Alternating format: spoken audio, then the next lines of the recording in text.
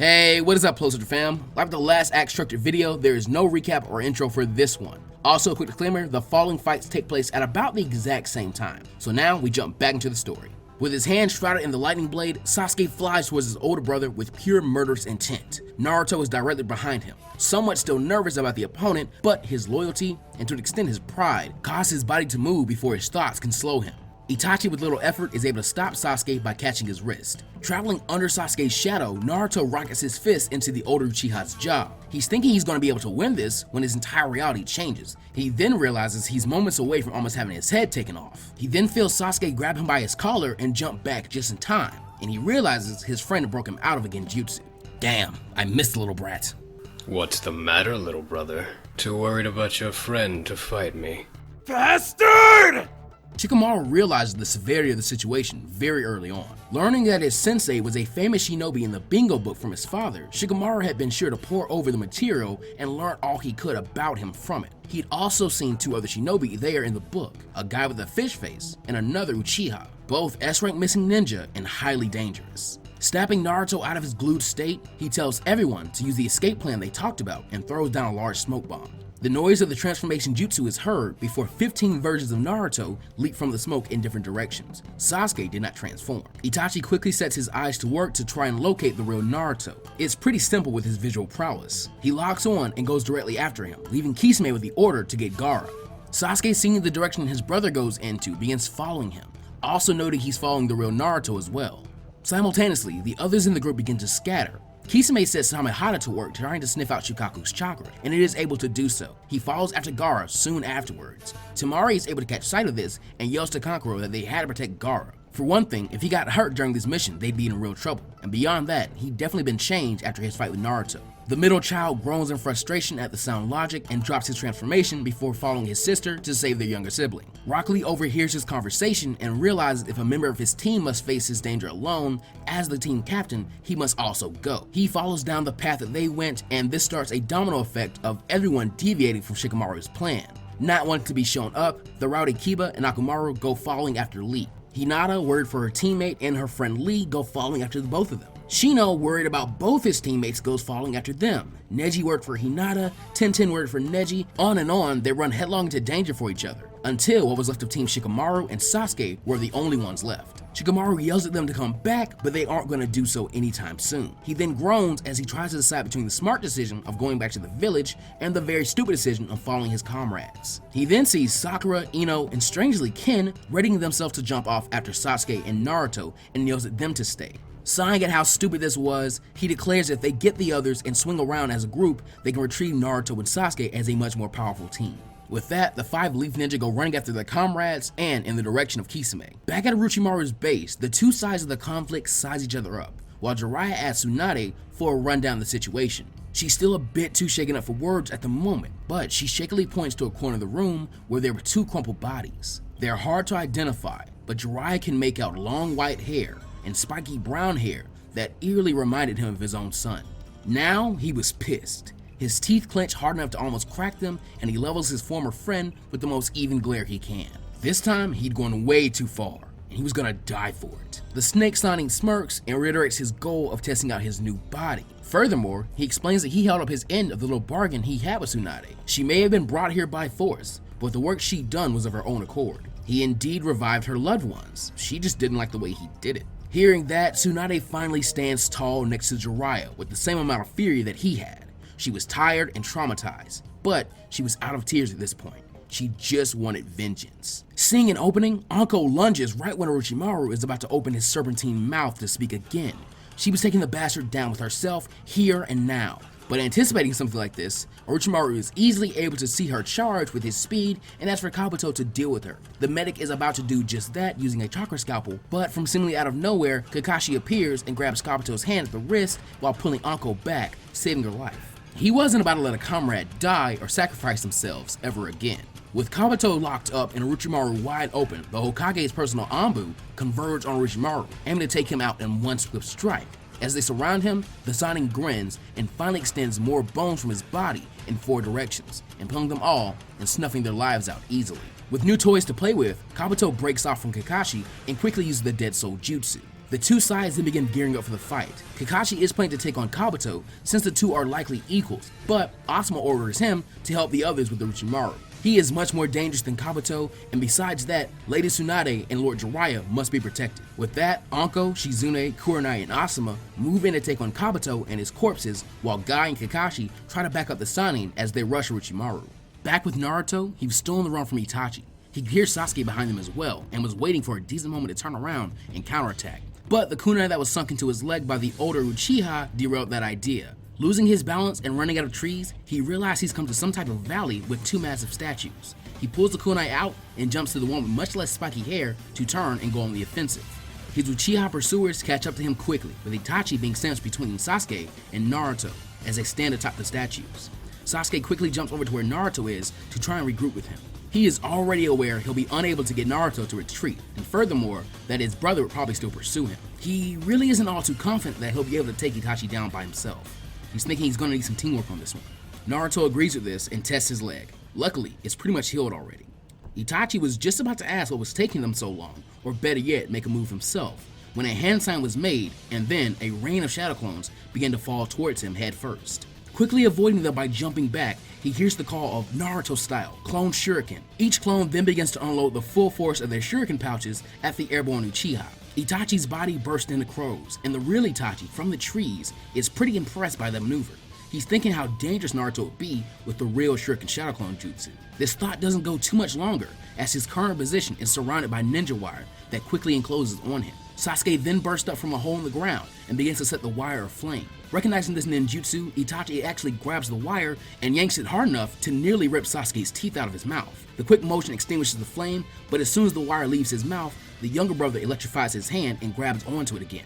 Itachi had already let go of the wire and was flying towards Sasuke, ready to take his head off his shoulders, when his momentum was halted. A literal ladder of Naruto clones had grabbed him by the ankles and began to swing him up into the air and throw him. With Itachi airborne and unable to dodge this time, the real Naruto, shrouded in Nine-Tails chakra, and Sasuke pour a huge amount of their power into their bread and butter combo of the fire-style fireball jutsu and wind-style wind bullet jutsu. The attacks combine into a massive scorching inferno that goes roaring towards the airborne Itachi, who doesn't have the time or power to counter the attack with one of his own, and is consumed by the miniature sun. Ha ha ha! Up yours! I told you we could do it! Man, the Nine-Tails is a stingy furball, but his rent money is good. A shiver then ran down both their spines as they heard. Yes, it is quite potent. Fortunately, there are ways to deal with that. Before he knows what's happening, Naruto finds himself in front of the Nine-Tails cage, but there's an unwelcome visitor there. And Uchiha, those eyes. Your hair isn't right, but you remind me of Madara. He is a mentor of mine. Itachi then destroys the small bubbly pool of chakra that the Nine-Tails had become, and Naruto flings awake. Before anything else can happen, his and Sasuke's heads are grabbed by Itachi, and the two are flung hard into the stone statues on either side of Itachi. Groaning, Naruto tries to pull himself out of the rubble and realizes he can't feel the Nine-Tails' power anymore. Oh, Sasuke, I think we're in trouble. I noticed. Now get up. No dying before he does. Itachi couldn't help but smile from behind his cloak. Sasuke had grown far beyond his expectation, and he had a friend. He suspected these two things were correlated. His brother seemed like he was on a good path. Hopefully, what he was about to do wouldn't force him to stray from it. Over with Gaara, he had began running into the direction that Naruto had gone, with Kisame still on his tail. He finally made it to a clearing of trees and found the same ninja chasing him in front of him with a sharky smirk. Jeez, it took you long enough, One-Tails. Looking back, he could see the water clone behind him continue to close in. But then, his brother and sister appeared just about to attack the clone.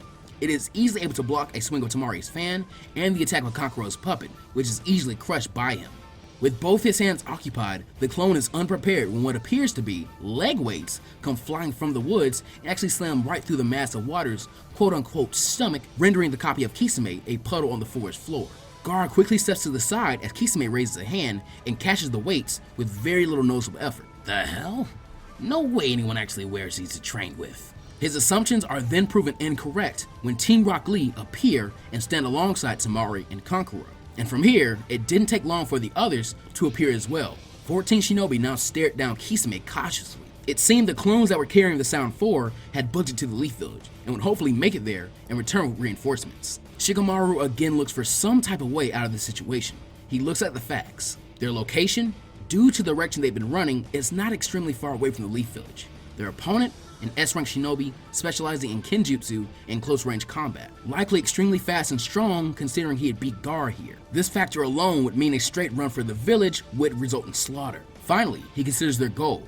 Originally, it was regroup with Naruto and Sasuke and return to the village, but that was likely an impossibility now, meaning the new goal was just to return to the village safely. He wants to keep thinking, but Temari unleashes her fan and unloads a wind ninjutsu at the shark.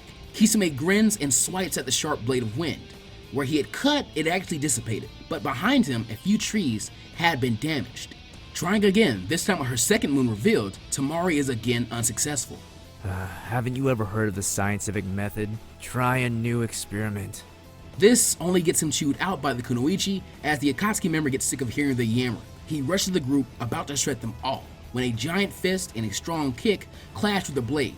Choji and Lee skid back a lot, but ultimately are able to stop the slice of Kisame.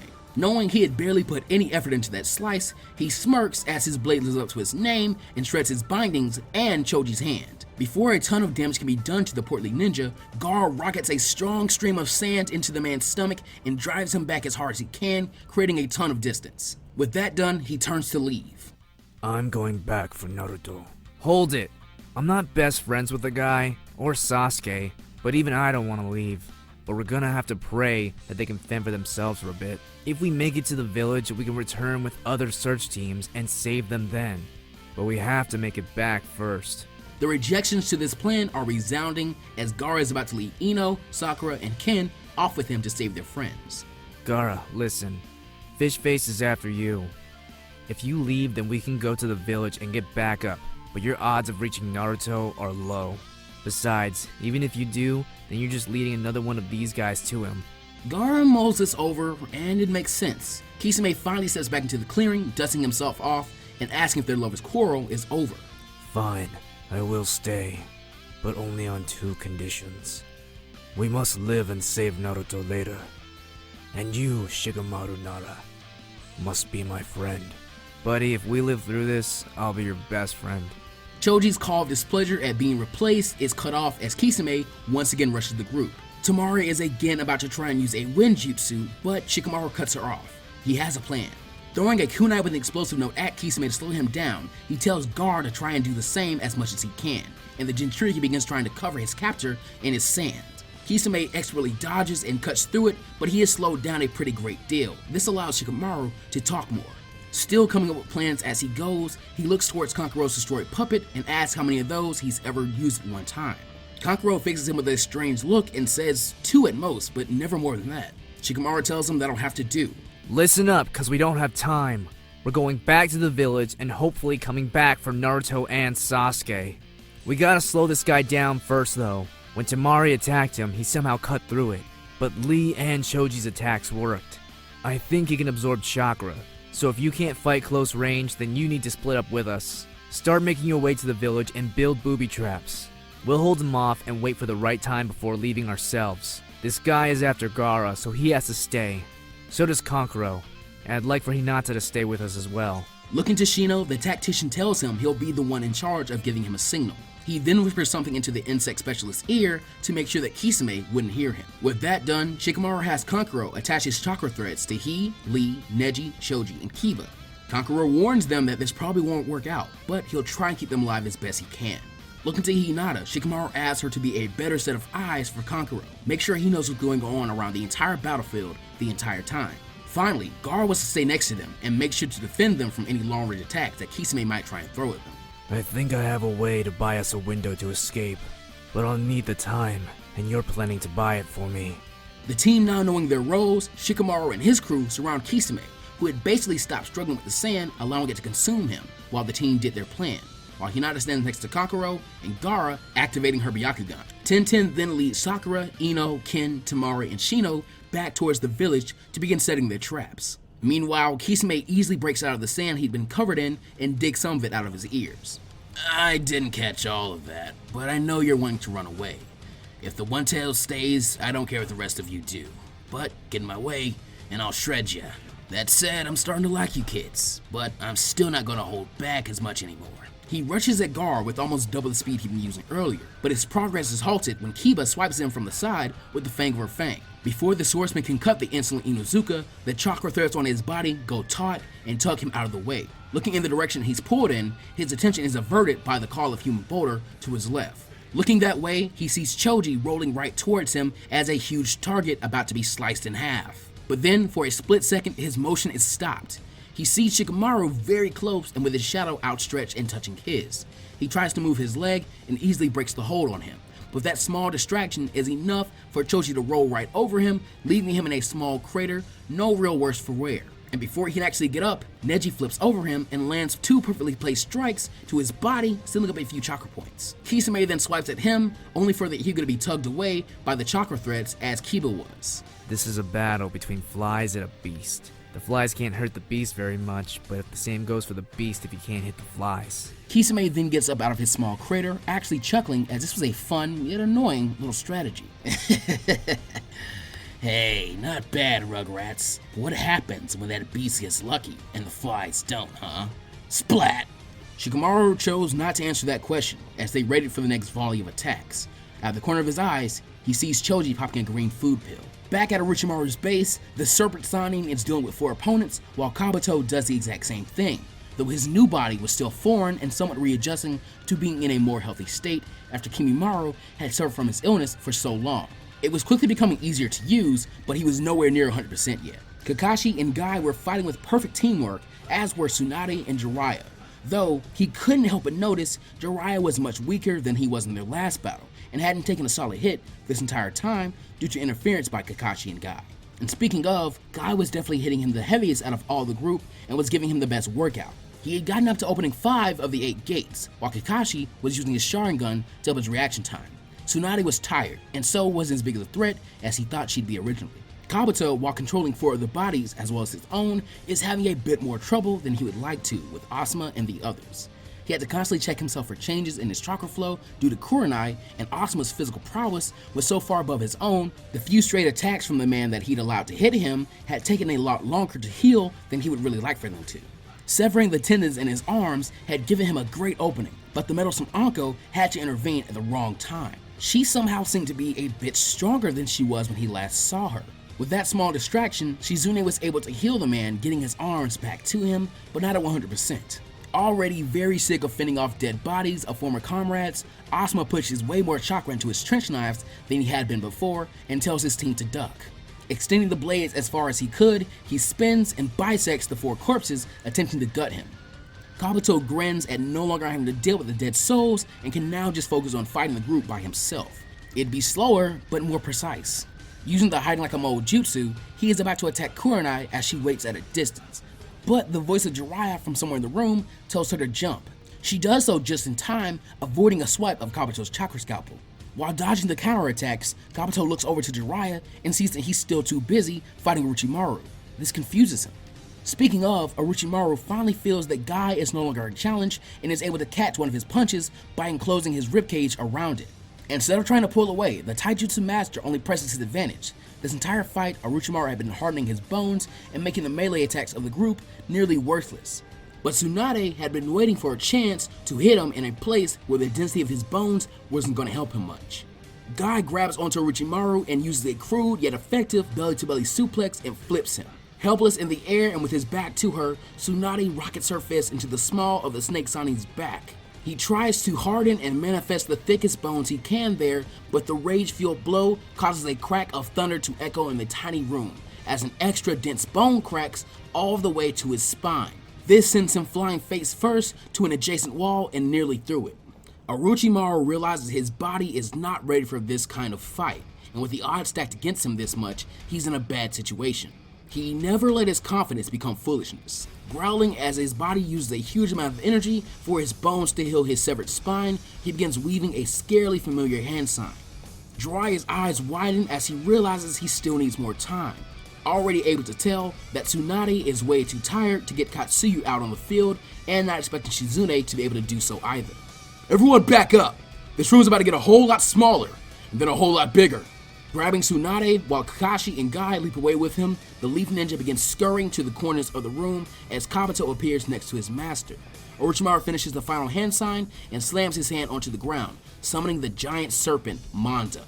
The small chamber they were in burst as the massive summon appears. The roof explodes, exposing the candlelit room to actual light. As he gets his bearings, Orochimaru tells Manga to enjoy these people as the first few meals of his 100 sacrifices. They would get the rest from the Leaf Village. Jiraiya curses, knowing he needs about another 30 seconds that he just doesn't have. Guy steps forward with the 8 gates still open, clearly tired, and asks Jiraiya just how much time he actually needs. The answer is given, and his decision is made. He tells his comrades to get away or find strong cover. He then declares that he will defeat Manga by himself. The Serpent, angry at Orochimaru for summoning him, and at Guy for such insolent words, rushes at him. The Taiju Master only roars back as he unleashes the Gate of View, as a green aura begins to surround him. Manga's charge never falters until the fist of Guy connects with his bottom jaw, stopping him dead in his tracks and nearly making Orochimaru and Kabuto lurch off of his head. The Serpent is about to roar at Guy, but Guy's punch becomes an uppercut, causing him to raise his head high in the air.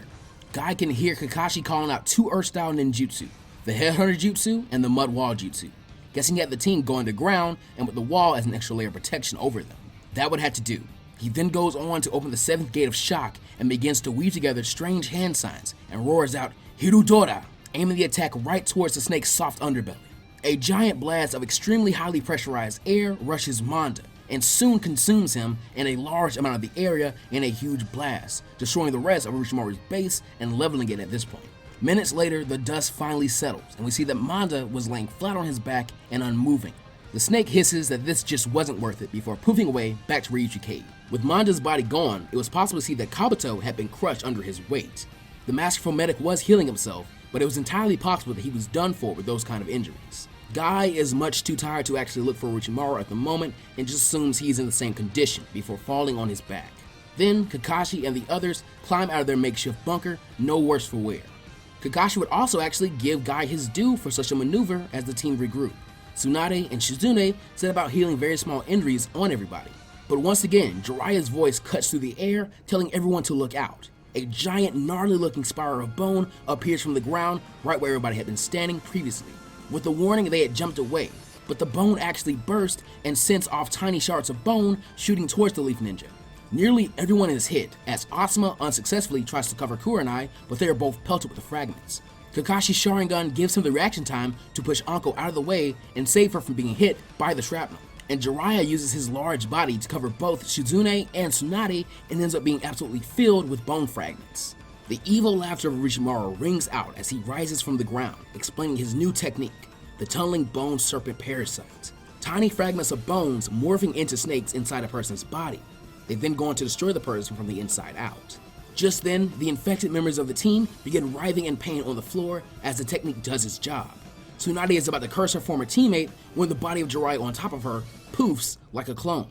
Orochimaru's eyes widen as he finally puts 2 and 2 together, but it's too late, and he's soon blitzed from the side by a large red and white blur.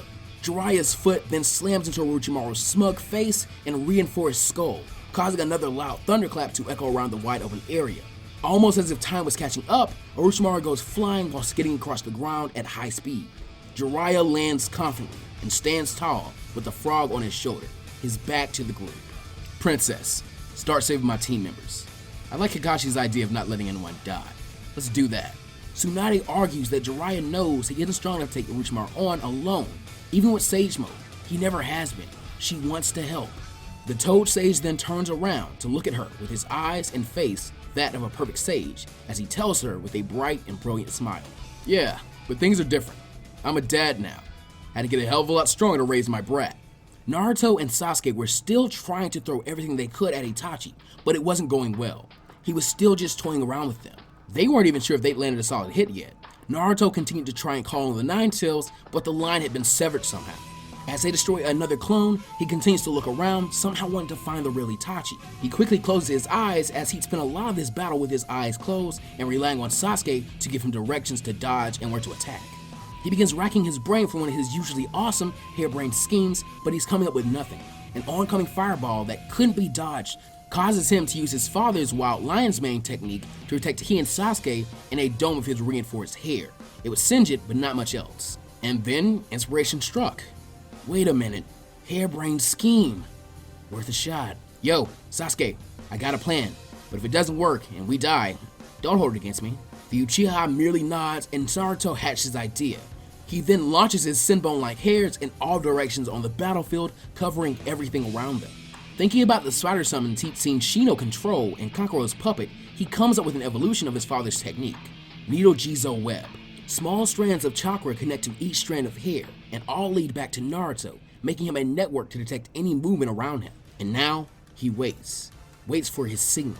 And then finding it, he retracts his hair, not even worrying about the clone Itachi that had fired the fireball at them in the first place, and instead creates another army of clones and orders them to rush a particular tree in the distance. The real Itachi is surprised by the maneuver and is about to escape as the clones close in on him. Naruto gives an order and the army brandish explosive tags before the general vicinity Itachi had been in goes up in a very large explosion from the Naruto-style clone explosion attack. With pure speed, Itachi jumps from what used to be a tree and sheds his now burning cloak. While in the air, he sees that Naruto and Sasuke are going from their previous position and that they had actually gotten to either side of him. Sasuke brandishing his lightning blade, while Naruto his Rasengan. He realizes there's no way those two could be that fast, so how did they... Genjutsu? He then releases it and finally notices the needle of Naruto's hair that he'd been hit with. Piecing together their strategy, he realizes that Naruto somehow hit him and then allowed Sasuke to channel his chakra through Naruto himself and then the chakra strand directly into Itachi. He least expected someone to use Genjutsu on him, especially in this battle. He then turns to face the two younger shinobi in their true position, about a foot away from him, their Rasengan and Lightning Blade having somehow combined into some monstrously destructive combination of attacks that was literally destroying the ground around them and seemed to be burning their hands. They roared with all their willpower as they slammed the attack home. His Sharingan eye then changes and the blast from the collision is very strong yet very strange. Naruto and Sasuke are blown back from the recoil and their arms are killing them, but thankfully still attached. That was a real hit. They both knew it this time. But before Sasuke can feel any real sense of peace, the smoke and steam around where Itachi's body should have been cleared away and revealed that his brother was still standing, with a strange reddish-orange ribcage around his body. Itachi holds a genuine smile as he allows the ribcage to dissipate. Sasuke trembles in pure fury and charges up the absolute last lightning blade he could use that day. He then charges Itachi at speeds he'd never reached before, and his older brother seems shocked by this. He feels satisfaction as his hand sinks into his brother's chest and through his heart. Lurching forward and spitting up blood, Itachi struggles to speak. Instead, he simply reaches out with two fingers towards Sasuke's forehead before pointing behind him. Sasuke turns to see his brother behind him, his entire chest still intact. Is this the death you envisioned for me? Sasuke could still feel someone's body around his arm. Shakily, he turns back to see not Itachi, but Naruto, impaled on his arm. He killed his best friend. Sasuke couldn't muster up any more rage or strength as he falls to his knees, clutching Naruto's body and trying desperately to stop his bleeding. No! Not again! All you do is take from me! I hate you! I hate you! Walking right over, Itachi grabs Sasuke by his neck and picks him up to look him in his eyes. They'd indeed morphed into the Mangekyo Sharingan, but his chakra exhaustion hadn't allowed him to maintain the eye for much longer. Acting quickly, he pulls his brother into a Genjutsu. Through the illusion, Itachi begins to reveal things to Sasuke that he'd always wanted to tell him. Madara Uchiha and what he did to his younger brother, the Eternal Mangekyo Sharingan, and the truth behind the Uchiha massacre, his dealings with Danzo and the third Hokage, and Itachi's promise to go through the massacre in exchange for Sasuke's life. Even why he joined this Akatsuki group, and what their current goal was. When he was done, Itachi morphed the illusion into his childhood home, free of all the death and decay that had ruined the place for the both of them.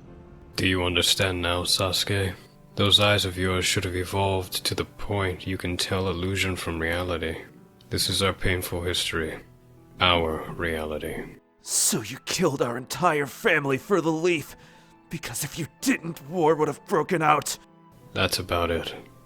I'm not making excuses, but the world is at a critical and dangerous junction. You need those eyes. You need your resolve. You need your friends. Hearing that, Sasuke nearly pounced on Itachi when another Genjutsu broke. In reality, Itachi currently had Naruto slung over his shoulder. There was no hole in his chest, but the other boy was beaten up and unconscious. How much of this battle was real? Just about everything, until I used the Susanoo. At his questioning look, Itachi taps his forehead protector and told him to go and be sure to read the old Uchiha tomes in their home. With those eyes, he should be able to see a lot more than he could before. Sasuke swats his hands away and explains that they aren't there yet. He understands why he did what he did, and he hates it, but he isn't his brother anymore. The idiot on his shoulder is more of a brother to him now. Itachi only smiles and throws Naruto to Sasuke, who struggles to catch him. He's a good person. He's made you stronger than you could have gotten on your own. Keep him close to you, and keep him safe from us, and I want you to take this. Suddenly, a crow lands on Sasuke's shoulder. Itachi explains that it's going to help teach him some things so he wouldn't have to rely on the Mangekyo too much. The stuff he would have showed him if this never happened. Fine. I'll accept it. Madara Uchiha and Danzo Shimura, huh? So they're the ones I really have to kill. The men behind the Nine-Tails attack and the hate of the Uchiha. I still need more power. The older brother was going to rebuke this thought, but even he wanted to see the men dead. One more thing, Sasuke. I love you. Sasuke didn't even respond, as he got Naruto onto his back and began to carry him towards the Leaf Village. Back in the forested clearing, Kisame had gotten sick of the game, but these so-called flies truly were difficult to hit. Neji's strikes had made using his arms extremely hard, and the sealing of some of his chakra points wasn't helping either. He'd had to expend a decent amount of chakra to force them back open, in fact. Kiba had also been pretty annoying, but Lee and Choji had actually landed hits that didn't tickle, though it was obvious that both boys were at their limit. Lee's 8-gate use had left him drained, and Choji had been forced into eating all 3 food pills in his possession. Meanwhile, Shikamaru was basically out of chakra, and Kankuro had grown tired from controlling 5 bodies at once, each much heavier than his puppets. Shikamaru through ragged breaths curses as he waits for Shino's signal, while Gaara actually sweats at the effort it's taking to prepare his technique. In their exhausted state, the Leaf Ninja worked together for one last final move. Shikamaru uses the last of his chakra for a shadow possession to stall Kisame for only a split second. Lee, using that very small opening, is able to land the front lotus and transition it into the dancing leaf shadow. He then kicks off Kisame to land back on the ground and push him higher into the air.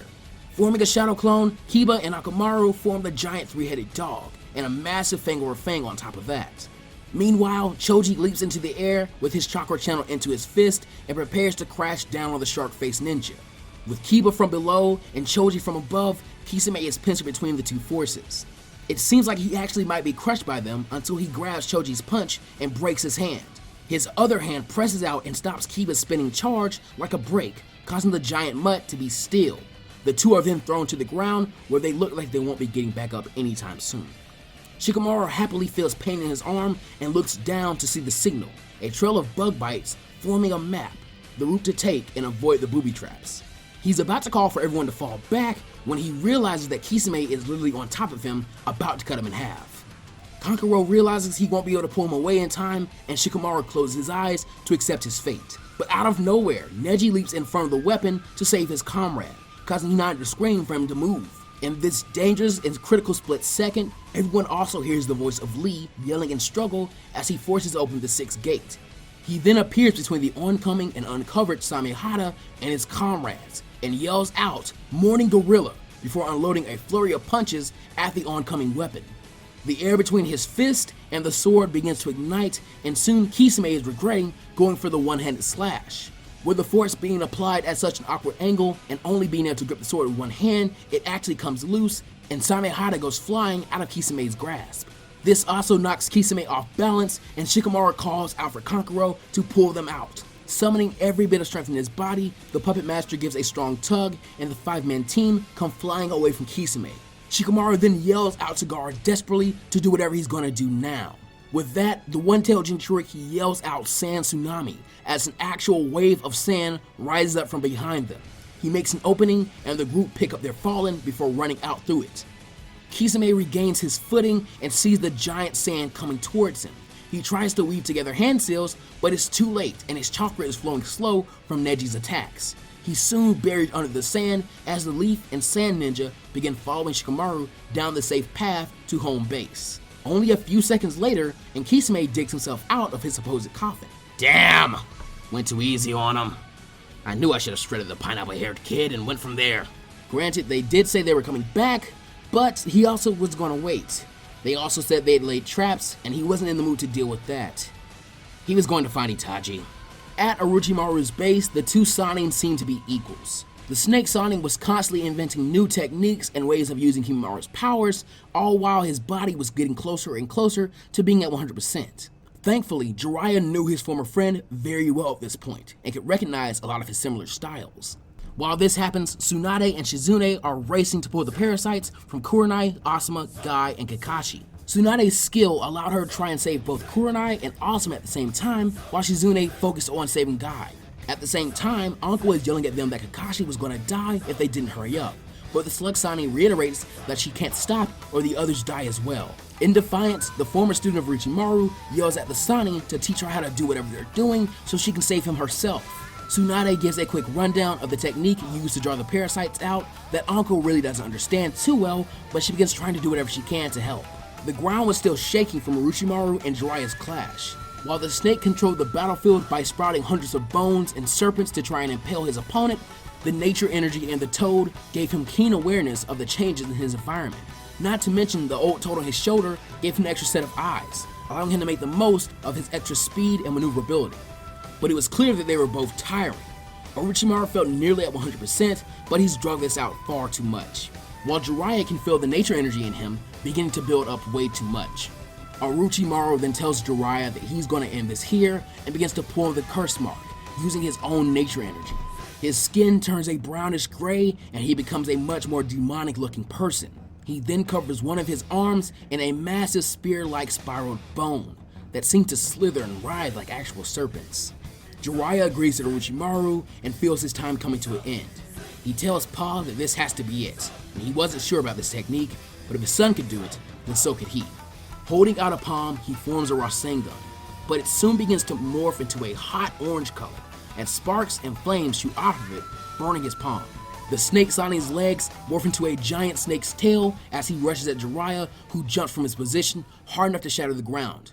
Orochimaru angrily yells out Jiraiya's name as his former friend did the exact same thing. Before the two collided, Jiraiya also yells out, "Sage Art! Fire Style Rasengan! Son!" The Rasengan then grew 10 times in size as the attacks collided. Orochimaru's lance quickly began to burn and crumble away as the serpent was consumed by the attack and sent shooting backwards. Jiraiya makes a shaky landing as he is barely able to stand while his arm is burnt black, and he finally releases Sage Mode. Orochimaru was burned almost to his bones. Then, disgustingly, it was possible to see some of his skin reforming as his mouth opened, allowing another Orochimaru to crawl out without any injuries. Though it was clear that he was also still exhausted. He eyes Jiraiya with his body still trembling. He then walks over to the downed Kabuto, who is still slowly healing himself, and says nothing as he picks him up over his shoulder and begins to walk away. Though this may have seemed like a stalemate, Orochimaru is furious as he's lost. Jiraiya finally collapses as Tsunade and Shizune finish up their operations on the others. Anko is still struggling to draw the parasites out of Kakashi, and so says screw it and activates the striking Shadow Snake. Forming the serpents as small as she can, she begins to burrow them through the same holes the parasites enter Kakashi in, and is able to bring them out. Tsunade comments that she's done a bit more damage to him than she needed to, but that would work, and goes over to try and tend to Jiraiya. But Plus Ultra fam, that is where I'll be leaving the story off for right now. Okay, so very quickly, I actually ended up rewriting the entire script for Act 2, and it ended up being way longer than the original had been, but I think it's a much better version. Now, there's actually a lot of epilogue stuff I want to do that I can't do anymore because it's just gotten way too long, so that'll all be pushed into Part 7, which will pick up right where this one leaves off. Thank you to all my amazing voice actors. You can find all these guys linked in the description below. Please go and support them individually as they are all extremely talented and very, very hardworking people. Really have a lot of love for them. Now for Dickhead Plus Ultra time. As you can see, I worked a lot for this video, so you guys need to like, comment, and subscribe with notifications on. Around 49% of you guys still haven't done so yet, so do so now. You know you like the content.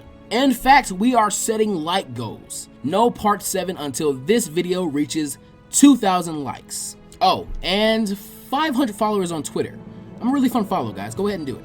The power is in your hands, so be sure to like the video and share, as well as tell your friends to do the same. Not to mention, this will also give me some time to fine-tune the next script because a lot has changed. As always, shout out to my patrons in the Hero tier, Lone Wolf McQuaid, Zyra Returns, and Treb.